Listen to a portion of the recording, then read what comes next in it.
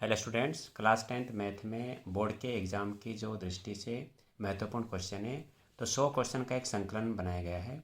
और इसमें 30 क्वेश्चन के जो सॉल्यूशन है हमने पिछली वीडियो में किए थे, उसका लिंक आपको डिस्क्रिप्शन में मिल जाएगा। और 31वें क्वेश्चन से अब आगे के सॉल्यूशन आप देखिए। तो क्वेश्चन नंबर 31 क्या है, आप देखिए। 31 में आपको दे रखा है किसी एपी के n पदों का योग n टू n-1 है, तो श्रेणी ज्ञात कीजिए। आपको क्या दे रखा है, एपी के n पदों का योग। तो ये आपको दे रखा है एपी के n पदों का योग Sn बराबर n टू n-1। तो यहाँ पर हम n बराबर 1 रखेंगे।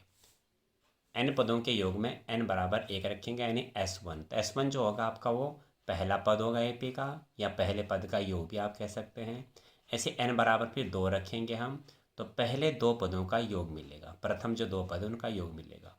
फिर n बराबर हम 3 रखेंगे, तो प्रथम 3 पदों का, जो शुरू के 3 पदों उनका योग मिलेगा। तो इनको अब इस लिख करके दिखाते हैं इसको ऐसे ही। तो ये देखिए, n बराबर 1 रखा, Sn में हमने n बराबर 1 रखा। तो n बराबर 1 रखने पर एपी के प्रथम एक पद का योग, तो प्रथम एक पद अभी अकेला ही है। तो जब ये अकेला ही प्रथम एक पद, तो उसे हम पहला पद भी कह सकते हैं। यानी जो आपका A1 है पहला पद, वही आपका S1 है प्रथम पद का योग। A1 S1 आपका एक ही मान है। और n की जगह हमने 1 रखा है यहाँ पे। 1 2 गुणा गए 1 माइनस 1, 2 एकम 2, 2 में से 1 गया 1, और आपका हल करके 1 आ गया। फिर n बराबर हमने 2 रखा, तो 2 रखने पर आपको क्या मिलेगा, एपी के प्रथम दो पदों का योग। तो एपी के प्रथम दो पदों का योग मतलब S2। तो जो S2 आपका है, तो n की जगह हमने अब 2 रखा है। तो क्या मिला आपको, 2 2 गुणा के 2 माइनस 1, 4 आ गया, 4 में से 1 गया 3, 3 दूना के 6। अब ये देखिए आप इसमें कि ये आपका है पहले और दूसरे पद का योग, और ये आपका है पहला पद। तो अब हम क्या करेंगे, दूसरा पद आपको मिल जाएगा। दूसरा पद यानी A2, ये है पहले और दूसरे पद का योग, और ये पहला पद है। तो 6 में से 1 क्या, 5, यानी दूसरा पद क्या है, 5 है। क्योंकि पहले प्रथम दो पदों का योग क्या है, 6 है, और पहला पद 1 है। तो 1 में 5 जोड़ के तो 6 मिलेगा। पहले और दूसरे पद का योग क्या है, 6। दूसरा पद 5 होगा, पहला पद 1 होगा। ठीक है, दूसरा पद मिल गया हमको। अब हम सार अंतर निकाल लेंगे। सार अंतर आपका क्या होगा, डी। और डी बराबर दूसरा पद माइनस पहला पद, यानी 5 माइनस 1, और क्या आ गया आपका, ये 4। ये आ गया आपका। अब इसमें हमें क्या पूछा जा रहा है, 31वें सवाल हमसे पूछा गया है श्रेणी ज्ञात कीजिए। तो श्रेणी मतलब पहले 3 पद आपको निकालने हैं। अतः श्रेणी आपकी क्या होगी, पहला पद था 1, इसमें हमने डी जोड़ा, तो 1 में 4 जोड़ा 5, 5 में 4 जोड़ा 9, और ये आपका 3 ही पद दिखाना होता है। ये आपकी श्रेणी हो गई। तो ये आपका आंसर आ गया। अब क्वेश्चन नंबर 32 देखिए, 2 अंकों वाली कितनी संख्याएं 3 से विभाज्य है। 2 अंकों वाली संख्या 3 से विभाज्य मतलब जो 3 से आपके कट रही हैं। तो पहले इसका हम अनुक्रम लिखेंगे। तो क्वेश्चन नंबर अब आपका हो गया 32, 2 अंकों वाली 3 से विभाज्य संख्याओं का अनुक्रम, यानी इसकी सीरीज। तो 2 अंकों वाली संख्या आपकी शुरू होती है कहाँ से, 10 से। ठीक है, लेकिन 10 नहीं कटता आपका 3 से, 11 नहीं कटता, 12 आ गया। 12 के बाद 3 जोड़ेंगे 15, 15 के बाद 3 जोड़ेंगे 18, केवल 3 ही पद दिखाने यहाँ पे। अब लास्ट में आते हैं तो 2 पद वाली जो सबसे बड़ी संख्या है वो 99 है, और 99 आपका 3 से कटता है, यानी 3 से विभाज्य है। तो ये आपकी सीरीज बन गई 2 अंकों वाली संख्याओं की जो 3 से विभाज्य है। अब हम इसमें क्या करेंगे, इसका हमें क्या निकालना है, 2 अंक वाली कितनी संख्याएं हैं।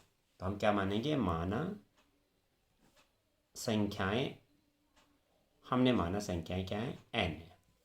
n हमें निकालना है। हमें क्या क्या मालूम है, पहला पद मालूम है हमें a, पहला पद 12, d सारवंतर दूसरा पद माइनस पहला पद, 15 में से 12 गए 3, और n हमको निकालना है। फिर दोबारा से लिख देते हैं क्वेश्चन मार्क। और l भी आपको मालूम है, अंतिम पद 99 है। तो आपका L वाला फॉर्मूला रहेगा, L बराबर A plus n-1 into D. अब इसमें देखिए L का मान हो गया 99, A का मान हो गया 12, n हमें निकालना है, और D आपका है 3। आगे देखिए इसमें अब देखिए इसमें 12 इधर आके 99 में से माइनस हो जाएगा, तो 99 में से 12 गया तो आपके बचे 87। और ये आप 3 हमने आगे लिख लिया, n-1, 3 का इसमें भाग जाएगा, 3 दूना के 6, 3 निम 27, इधर आपका n-1 और n एक इधर आके जुड़ जाएगा, 29 में एक जुड़ गया 30। यानी आपके 2 से विभाज्य होने वाली, 2 अंकों से विभाज्य होने वाली, 3 से विभाज्य होने वाली 2 अंकों की संख्या है 30 है। ये आपका आंसर आ गया। अब देखिए क्वेश्चन नंबर आपका 33। क्वेश्चन नंबर 33 देखिए, चित्र में डी समांतर बी सी है। ये देखिए चित्र आपने, डी समांतर बी सी है और ए डी इसमें 1.5 है, बी डी भी आपको दे रखा 3 सेंटीमीटर है, ए 1 सेंटीमीटर है, हमें ई सी निकालना है। तो इसका चित्र बना करके इसको हम हल करेंगे। ये देखिए आप, इसमें ए बी सी में जो डी ई है वो बी सी के समांतर है। तो किसी भी त्रिभुज में एक भुजा के समांतर और कोई रेखा है तो आप थेल्स पर में अब इसमें प्रयोग कर सकते हैं। तो त्रिभुज ए बी सी में डी ई समांतर बी सी है, अतः थेल्स पर में से हम थेल्स पर में लगाएंगे। और थेल्स पर में क्या होती है, अगर ये इसके समांतर है तो A D upon D B equal to A E upon E C, ये थेल्स पर में है। ए डी बटे डी बी बराबर ए ई बटे ई सी। यानी यहाँ पे मान रखते हैं, ए डी का मान 1.5, डी बी का मान 3, ए का मान 1 और ई सी हमको यहाँ पे निकालना है। अब आगे देखिए, इसकी क्रॉस मल्टीप्लाई होगी, ई सी गुणा के 1.5 और 3 गुणा के 1 और ई सी 3 कम तो आपका 3 हो जाएगा और ये गुणा से इधर हो जाएगा भाग में। यहाँ दशमलव बढ़ाए, नीचे से पॉइंट हटा दिया, 15 दूना के 30। और आप ऐसे भी समझ सकते हैं 1.5 दूना के 3 होता है। यानी ई सी आपका आ गया 2 सेंटीमीटर। ई सी पूछा गया था। क्वेश्चन नंबर 34 देखिए। देखिए क्वेश्चन नंबर 34 में क्या दे रखा आपको, चित्र में ई एफ समांतर बी सी है। यदि ए ई अनुपात बी ई बराबर 4:1 तो सी एफ बराबर 1.5 सेंटीमीटर। तो ए एफ ज्ञात कीजिए। हमें इसमें क्या निकालना है, ए एफ। तो ये देखिए ज़रा इसमें, अब ये आपको दिया है चित्र ए बी से आपका त्रिभुज है और इसमें ए एफ समांतर बी सी है, ये आपको दिया है। और ए ई अनुपात बी ई, ए ई अनुपात बी ई दिया 4:1। यानी अनुपात का मतलब फ्रैक्शन, यानी ए अनुपात बी ई, ए बटे बी बराबर 4/1। और एफ सी आपको दे रखा है 1.5 सेंटीमीटर और हमको निकालना है इसमें ए एफ। तो इसमें भी हम क्या लिखेंगे, चूँकि ई एफ समांतर बी सी इसलिए थेल्स पर में से, अतः थेल्स पर में से। तो थेल्स पर में अभी पिछले सवाल में देखिए थे हमने, ए ई बटे ई बी बराबर ए एफ बटे एफ सी। तो ए ई बटे ई बी बराबर ए एफ बटे एफ सी। और ए बटे ई बी आपको दे रखा है 4:1।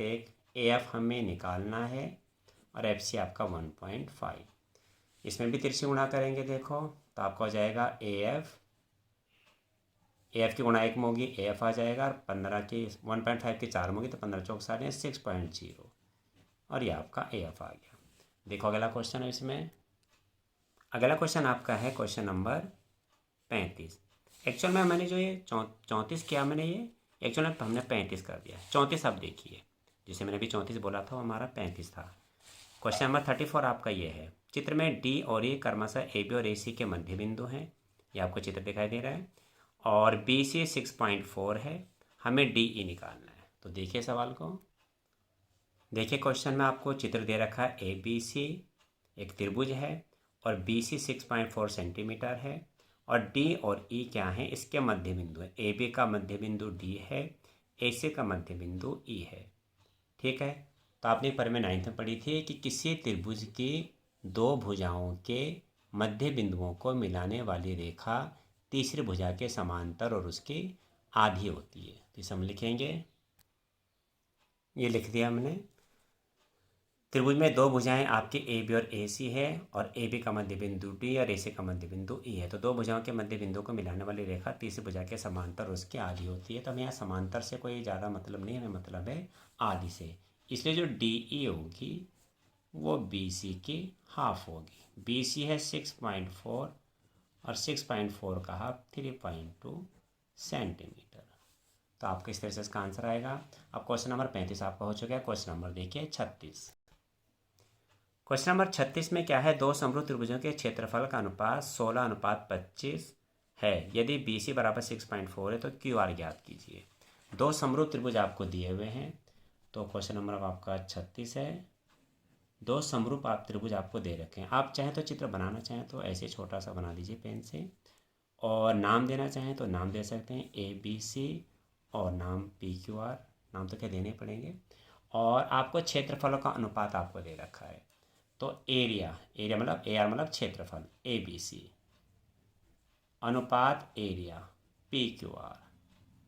इनके जो क्षेत्रफलों का अनुपात है वो 16:25 है। और बी से आपको दे रखा 6.4।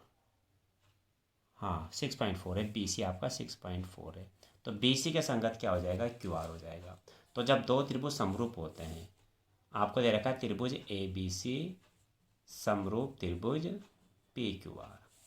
तो त्रिभुज समरूप है तो प्रमेय 6.6 हम लगा सकते हैं। इसलिए क्या लिखेंगे हम, दो त्रिभुज समरूप त्रिभुजों के क्षेत्रफलों का अनुपात उनके संगत भुजाओं के अनुपात के वर्ग के बराबर होता है। इनके क्षेत्रफलों का अनुपात और संगत भुजा हमने ली बी सी, इसके संगत क्यू आर भुजाओं के अनुपात के वर्ग के बराबर होता है। अगर आपको ध्यान है तो प्रमेय 6.6 से हमने इसको लिखा है। 6.6 मैंने अप्लाई किए, ठीक है।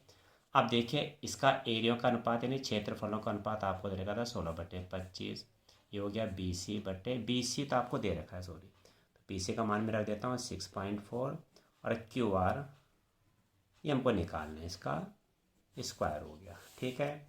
स्क्वायर यहाँ से हटा तो यहाँ लग जाएगा रूट 16/25 और 6.4 का स्क्वायर, और स्क्वायर इधर आ गया 6.4 बचा, इधर आपका बचा क्यू आर। और 16 का वर्गमूल हो गया 4, 25 का वर्गमूल हो गया 5 और 6.4/QR। और यहाँ से देखिए आप तिरछी गुणा करेंगे तो 4 × QR बराबर 6.4 × 5 और 4 × QR बराबर 5 × 20, 6 5 30 31 32 आ गया। और 4 का भाग यहाँ देंगे तो आपका सीधा सीधा QR क्या आ गया 4 8 32 और इकाई जरूर लिखें सेंटीमीटर। तो ये आपका क्या आ गया QR। तो पर मैं 6.6 लगा करके हमने इसे हल किया। अब क्वेश्चन नंबर 37 देखिए, इसमें भी आपको ऐसे दिया हुआ है। अब आपको समरूप त्रिभुजों के क्षेत्रफलों का अनुपात दिया है। दो समरूप त्रिभुजों के क्षेत्रफलों का अनुपात आपको दिया है 16:25। इनके संगत भुजाओं के अनुपात को ज्ञात कीजिए। तो देखो परमेय लिख करके इसे भी सॉल्व करेंगे। तो देखिए आपका दो त्रिभुज आपको दे रखे, हमने त्रिभुज बना लिए, ए बी सी और पी क्यू आर इनके नाम दिए और इनके क्षेत्रफलों का अनुपात आपको दे रखा है। इनके भुजाओं का अनुपात हमें निकालना है। तो भुजाओं का अनुपात आपका यानी ए बी अनुपात, तो ए बी के संगत हम लेंगे पी क्यू, ये हमको निकालना है। ये तो प्रमेय 6.6 से क्या लिखेंगे, क्षेत्रफलों का अनुपात। आप प्रमेय लिखना चाहें तो लिख सकते हैं, लेकिन अगर एक नंबर में आ रहा है तो प्रमेय लिखने की जरूरत नहीं है। और ज़्यादा नंबर में आ रहा है तो लिख सकते हैं क्या, चूंकि त्रिभुज ए बी सी समरूप पी क्यू आर, तो हम लिखेंगे चूंकि समरूप त्रिभुजों के क्षेत्रफलों का अनुपात उनके संगत भुजाओं के अनुपात के वर्ग के बराबर होता है, ये आप लिखेंगे फिर। और एरिया ए बी सी बटे एरिया पी क्यू आर, इसकी भुजा हमने ए बी और पी क्यू ली और संगत भुजाओं के अनुपात का वर्ग। इनका अनुपात आपको दे रखा है 16/25 और संगत भुजाओं के अनुपात का वर्ग हमें बताना है। ये आपका जो यहाँ से वर्ग हटेगा तो यहाँ पे रूट लगेगा, जैसे भी पिछला सवाल किया था हमने। ए बी बटे पी क्यू और 16 का वर्गमूल आपका हो गया 4, 25 का 5 ए बी बटे पी क्यू, यानी आपका ए बी अनुपात पी क्यू बराबर क्या आ गया 4:5। अब देखिए क्वेश्चन नंबर 38। क्वेश्चन नंबर 38 क्या है, चित्र में डी ई समांतर ए बी है। देखो चित्र दिखाई दे रहा है, डी ई समांतर ए बी है और हमें एक्स का मान निकालना है। तो इसको मैं बना बहुत छोटा दिखाई दे रहा होगा, लेकिन मैं इसका डायग्राम बना करके आपको साफ साफ दिख जाएगा। ये आपको चित्र इस तरह से दे रखा है, ए बी सी त्रिभुज है, डी ई समांतर ए बी है, सी डी x+3 दे रखा है, डी 8x+9 दे रखा है, यह x है सी ई, और ई बी 3x+4 है। हमें x का मान बताना, ये इसके समांतर है। तो अभी क्या बताया था, किसी भी त्रिभुज में अगर एक भुजा के समांतर एक रेखा आपको दे रखी है तो हम थेल्स पर में लगा सकते हैं। तो हम लिखेंगे चूंकि त्रिभुज ए बी सी में डी ई समांतर ए बी, अतः थेल्स प्रमेय से, थेल्स प्रमेय से क्या हो जाएगा, सी डी बटे डी ए बराबर सी ई बटे ई बी। तो सी डी बटे डी ए बराबर सी ई बटे ई बी कहो या बी ई। सी डी कितना है, इसके मान रखते हैं x+3, डी ए कितना है 8x+9, सी ई कितना है x, और ये कितना है 3x+4। अब इनकी तिरछी गुणा करेंगे, तो इसकी गुणा यहाँ करते हैं, x की क्या हो जाएगा 8x² प्लस के 9x। अब पहले x की गुणा करेंगे यहाँ पे, तो 3x² प्लस के 4x, और अब 3 की करेंगे तो 3 तिया 9x और प्लस के 4 तिया 12। अब इसको आगे सॉल्व करते हैं। देखो तो देखिए इसमें 3x² इधर आएगा तो माइनस हो जाएगा, 8² से 3x² माइनस हुआ तो आपका बचा 5x²। 9 और 4 होगा 13x, 9 और 4 13x हो गया, इधर आके माइनस हो जाएंगे तो 13 में से 9 गया माइनस के 4x, क्योंकि 13 बड़ा आ जाएगा इधर माइनस वाला, और ये आपका 12 इधर गया, माइनस का 12 = 0। ये आपकी द्विघात समीकरण बन गई। अब इसको सरल करेंगे अब हम, तो देखो इसमें 12 पंजे 60, 60 कैसे फैक्टर की घटा क्या है 4, तो 10 सिंग 60 और 10 में से 6 गए 4, यानी हम यहाँ लिखेंगे 10 माइनस के 6 माइनस 12 बराबर 0। 10 सिंग 10 में से 6 गए 4, और यहाँ 5 की गुणा करिए 12 में, तो 12 पंजे 60, यहाँ लिख के दिखाना चाहें तो दिखा सकते हैं 12 पंजे 60, और 10 सिंग भी होते हैं 60, और 10 में से 6 गए तो हमें घटा के लाने 4 और गुणा करके लाने 60। ऐसी दो संख्याएँ क्या हैं, ऐसी दो संख्याएँ 10 और 6। अब द्विघात समीकरण हल करेंगे, x के अंदर गुणा करिए और ब्रैकेट भी खोला तो 10x और माइनस को हो जाएगा प्लस 6x माइनस 12 = 0। यहाँ पे आपका x कॉमन आएगा तो 5x, नहीं सॉरी 5 भी कॉमन आएगा, तो x - 2 प्लस यहाँ पे 6 कॉमन आएगा, x - 2। जो इस ब्रैकेट में आएगा पहले वाले ब्रैकेट में वही दूसरे ब्रैकेट में आना चाहिए। अगर ऐसा आ रहा है तो समझो सवाल हमारा सही है। और x - 2 दोनों जगह से कॉमन आ गया, 5x + 6 = 0। यहाँ से x के दो मान आएंगे, 2 इधर आया माइनस का हो गया, 6 इधर आया माइनस का होगा,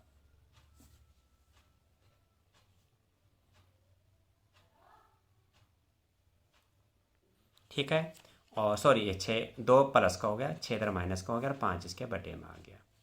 और अब आप ये देखिए इसमें आपका आ जाएगा, ये तो हम ले नहीं सकते, x माइनस में तो आ नहीं सकता, तो x बराबर 2 लेने पर क्या पूछा जा रहा था हमसे, हमें x की वैल्यू पूछी जा रही थी, तो ये आपका क्या आ जाएगा, हम यहाँ लिख सकते हैं चाहे तो x कैन नॉट = -6/5, माइनस में कोई भी लंबाई नहीं होती है, तो ये आपका x बराबर 2 लेने पर x बराबर 2 सेंटीमीटर, सेंटीमीटर तो नहीं, खैर आपका x का मान है, और ये आपका आंसर आ गया। अब क्वेश्चन नंबर 39 देखिए, बोधायन प्रमेय का कथन लिखिए। तो बोधायन प्रमेय पाइथागोरस प्रमेय को कहते हैं। तो क्या कथन है, किसी समकोण त्रिभुज में कर्ण पर बना वर्ग शेष दो भुजाओं पर बने वर्गों के योग के बराबर होता है। ये बोधायन प्रमेय का कथन है, किसी समकोण त्रिभुज में कर्ण सबसे बड़ी भुजा होती है, पर बना वर्ग शेष दो भुजाओं पर बने, तो शेष दो भुजाओं में लिखना चाहें तो लिख सकते हैं ब्रैकेट में लंब और आधार पर बने वर्गों के योग के बराबर होता है। ये बोधायन प्रमेय का कथन है, बोर्ड में कई बार आ रखा है लिखने को। क्वेश्चन नंबर अब 40 देखिए। क्वेश्चन नंबर 40 में आपको त्रिभुज की भुजाएं दे रखी हैं। एक त्रिभुज की 3 भुजाएं 6√2, 3√2 और 3√10 दे रखा है। त्रिभुज की प्रकृति ज्ञात कीजिए। प्रकृति का मतलब है कि वो न्यून कोण है, समकोण है या अधिक कोण है। तो त्रिभुज की आपको 3 भुजाएं दे रखी हैं, हमने त्रिभुज बना लिया, 6√2, 3√2 3√10। अब हम क्या करेंगे, इसमें सबसे बड़ी भुजा अगर आप देख सकते हैं, पहचान लेंगे सबसे बड़ी भुजा कौन सी है, तो सही है। नहीं आ रहा समय तो कोई बात नहीं, अगर आप सबसे बड़ी भुजा नहीं पहचान पा रहे हैं तो फिर सबसे आसान तरीका है कि तीनों भुजाओं का आप वर्ग कीजिए। पहले हमने ए बी का वर्ग किया, ए बी का वर्ग करा 3√2 और 3 का वर्ग हो गया 9 और √2 का हो गया 2 और 9 दूना क्या हो गया 18, या 18 सेंटीमीटर। अब बी सी का वर्ग किया, बी सी है 6√2, 6 का वर्ग हो गया 36, √2 का 2 और 36 दूना के 72। अब ए सी का वर्ग किया, ए सी आपका है 3√10, 3 का वर्ग हो गया 9, √10 का हो गया 10 और 10 निम 90। अब आपको ये देखना है सब सेंटीमीटर में यही है। सबसे बड़ी भुजा ये देखो 72 सबसे बड़ा दिखाई दे रहा था, सबसे बड़ी भुजा आपके 6√2 है। तो इन दोनों को जोड़ते हैं, सबसे बड़ी भुजा को छोड़ दीजिए, बाकी जो दो भुजाएं बची है इनको आप जोड़िए, इनके वर्गों को जोड़िए। ए पी का स्क्वायर प्लस ए सी का स्क्वायर, यानी ए सी नहीं सॉरी सबसे बड़ी भुजा 90, सॉरी मैं गलती से 72 बोल दिया था, सबसे बड़ी भुजा 90 है। देखो 90 था, सबसे बड़ी भुजा 3√10 है, तो हम A B square plus B C square जोड़ेंगे, बी सी स्क्वायर, क्योंकि बड़ी भुजा का वर्ग भी बड़ा ही होगा। ठीक है, तो 90 सबसे बड़ा है तो सबसे बड़ी भुजा ये, तो इसको छोड़ दीजिए, बाकी दो भुजाएं ए बी और बी सी लीजिए। तो ए बी का वर्ग हो गया 18, बी सी का वर्ग हो गया 72, इनको जोड़े देखो आपका आ गया 90। तो दो भुजाओं के वर्गों का योग तीसरी भुजा के वर्ग के बराबर है, यानी ए सी स्क्वायर के बराबर है। यानी आपका क्या आ गया, ए सी का स्क्वायर बराबर A B square plus B C square. इसे बोलेंगे पाइथागोरस प्रमेय के विलोम से, तो इस तरह से लिख देंगे। अतः पाइथागोरस प्रमेय के विलोम से त्रिभुज एबीसी समकोण त्रिभुज है, और सबसे बड़ी भुजा जो होती है कर्ण होती है। तो फिलहाल तो आपसे प्रकृति पूछा गया, आपसे आप कोण पूछा जाता है 90 कौन सा है, तो ए सी सबसे बड़ी भुजा है, तो ए सी के सामने यानी 90 कर्ण के सामने हमेशा क्या होता है 90 होता है, तो ये 90 का होगा, तो आपका बन गया समकोण त्रिभुज। क्वेश्चन नंबर 41 देखिए, 41 में क्या है, त्रिभुज ए बी सी में ए बी दे रखा आपको, बी सी और ए सी, इसमें बिल्कुल ऐसी तीनों भुजाएं आपको दे रखी है, और आपसे कोण भी पूछा जा रहा है, तो इसको भी ऐसे सरल करेंगे। ये देखिए इस तरह से हमने चित्र बना दिया, तीनों भुजाएं हमने लिख दी है। अब सबसे बड़ी भुजा का वर्ग करेंगे। अगर आपको सबसे बड़ी भुजा नहीं पता लग रही है तो मैंने कहा इसमें कोई घबराने की बात नहीं है, फिर आप तीनों भुजाओं को अलग अलग, तीनों को अलग अलग वर्ग कीजिए। ए बी मान आपको सबसे बड़ी भुजा नहीं पता लग रही इसमें, क्योंकि एक रूट में भी है, तो कोई ना आप ए बी का स्क्वायर कीजिए, ए बी 6√3 का स्क्वायर, 6 का स्क्वायर हो गया 36, √3 का 3 और 6 3 18, 3 3 और 1 10, 108 आ गया।